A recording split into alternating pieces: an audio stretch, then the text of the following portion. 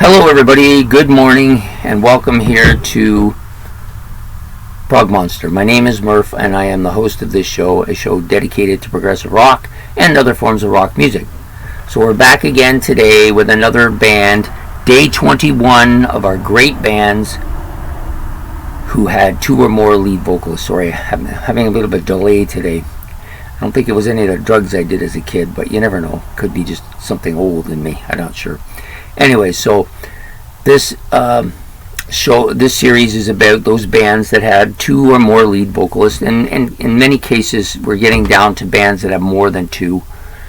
These are all vocalists that contributed more than their share to the band. It's not a lopsided thing where you get like one guy does all the singing every once in a while, this other guy comes on every couple albums and does a song. It's not one of those.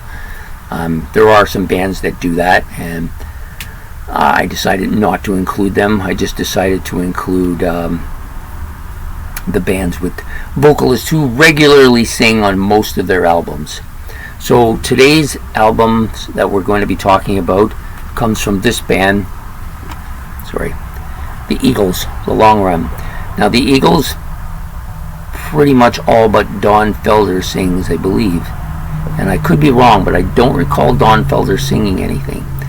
We know that Don Henley does, and Glenn Frey, Joe Walsh, and Timothy B. Schmidt, I believe they all sing periodically. Now they also had some other guys who sang with the band when they were with the band as well, but those are the ones I'm going to talk about today because this is the album that's my most favorite, and that group of Eagles is probably the one I like the best, although they do have some great past albums too that are just fantastic. But for this show, we're going to be talking about the four that I mentioned. So we'll start first with Don Henley. Don Henley may be the voice of the Eagles. He has that great voice. He had some good stuff on his solo stuff as well, but on the Eagles, he sings a lot of the big hits. He just has one of the most distinctive voices of the Eagles, in my opinion. It's got a very kind of upbeat tempo to it. And it's real catchy. I just think that, to me, when I think of the Eagles, that's the voice that comes to mind. Now, of course, then we have Glenn Frey. He's probably Mr. Eagle. He's probably the leader of the band. He has a more falsetto sounding voice, I think, but it's still a really good voice, and he does do a lot of the other big songs on the band.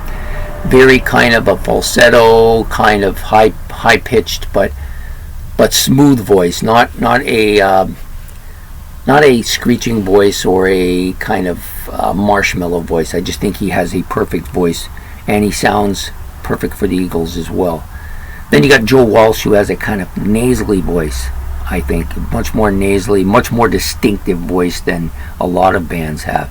These guys are easy to tell apart, all three of them. You couldn't mix up any of them, I don't think, and so Joe Walsh, very distinctive voice. He's got that kind of almost a comedical sound to his voice, and that's one of the reasons why I like his voice so much. Always sounds like he's just kind of laid back and not really being serious about anything. And so Joe Walsh is also one of the singers of the band. So the other singer, Timothy B. Schmidt, I think he only sings one track on this particular album, and I don't even remember which one it is.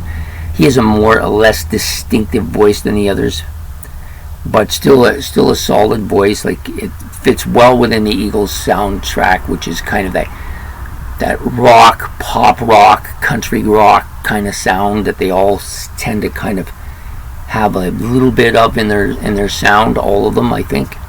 And overall, this to me is a great album. Hotel California, another great album. One of These Nights, another great album. Like, lots of great stuff and just fantastic vocals. One of the great vocal bands, I think. Not really a harmony band. I don't think of these guys as a harmony vocal band. They just have a lot of really solid lead vocal parts to their music. And to me, they get to this album and I'm thinking, wow, well, how much further can they go? And then they didn't really go much further. That seems to happen a lot in that year, 79, 80. That period of time when everybody was putting out these ginormous albums, and that was it for a lot of them. That would just died off, and Unfortunately, these guys were, for me, they were much more legendary when I was newer. I listened to them a lot more then. I don't listen to them as much now. But still, 4 really great vocalists, and then you could go back to Randy Messner and the other guys from the other albums as well. But for this particular era of the Eagles, I like those 4. So that's it. So I hope you like this video. If you did, please like below me and subscribe. It's much appreciated. And let me know what you think of the 4 Eagles that I talked about, and make any comments you have about them below.